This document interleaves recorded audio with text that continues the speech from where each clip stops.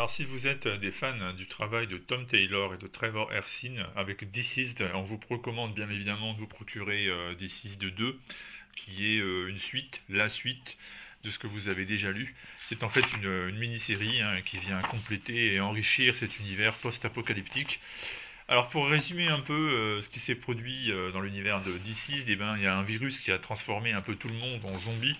Alors des zombies un peu particuliers parce que là il ne s'agit pas d'un virus qui se transmet de manière classique, mais c'est plutôt un virus informatique qui a été répandu à travers l'humanité par les systèmes informatiques de Cyborg. C'est Darkseid qui est à la base de tout ça, c'est la fameuse équation d'antivie, c'est elle qui produit ces effets. Et donc toute personne qui regardait un écran, par exemple la télévision, l'ordinateur, ce genre de choses, s'est retrouvée contaminée. Et comme vous le savez, notre société étant une société hyper connectée, la plupart des êtres humains ont été infectés. Et puis évidemment par la suite, d'une morsure à l'autre, tout le monde s'est retrouvé concerné. Les principaux héros de la planète ne sont plus là, ils sont morts, il a fallu trouver un plan de secours, c'est-à-dire au bout du compte déserter la planète, et c'est la nouvelle génération qui a pris la relève. Alors le Batman de Deceased 2 par exemple, ce n'est pas Bruce Wayne mais c'est Damian Wayne. Le Superman que vous retrouvez dans cette aventure n'est pas Clark Kent mais John Kent, son fils. Et par exemple, Green Lantern, la Green Lantern, c'est tout simplement Black Canary. C'est elle qui est devenue la nouvelle lanterne. Et elle a toujours une relation d'ailleurs sentimentale avec Oliver Queen, à savoir Green Arrow, sauf que lui aussi va se retrouver transformé en zombie assez rapidement dans cette histoire.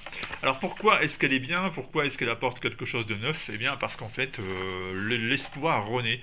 Il semblerait qu'il y ait une solution, qu'on puisse guérir les gens qui sont infectés, qu'on puisse revenir en arrière tout simplement. Et la solution réside dans le sang de Cyborg. Alors c'est assez drôle parce qu'au départ il reste qu'une tête plantée sur un pieu, sachant que c'est déjà à la base un être composé en réalité de circuits informatiques. Je ne sais pas vraiment s'il pouvait encore rester du sang pour pouvoir guérir les gens.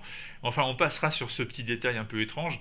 Et à partir donc de ce qui reste de l'organisme de Cyborg, les héros restants, avec notamment John Constantine, le roi des coups bas, des coups foireux, des traîtrises, qui ici s'avère être crucial pour la résolution de cette histoire, eh bien les héros restants vont tout simplement tenter de revenir sauver la Terre, quitte à mettre en jeu évidemment leur propre existence, et de contrer l'équation d'antivie par l'équation de vie tout simplement, et de pouvoir ramener tous ceux qui ont été jusqu'ici contaminés et éviter que d'autres ne le soient.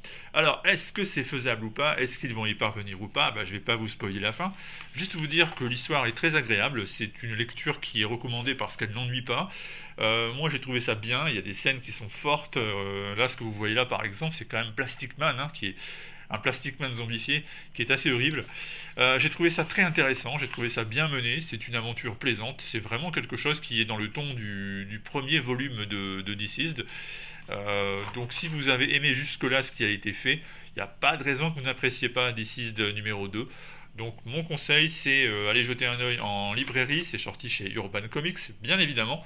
Vous devriez, je pense, trouver du plaisir à lire cette aventure. Donc la fin peut-être de l'univers des zombies d'ici.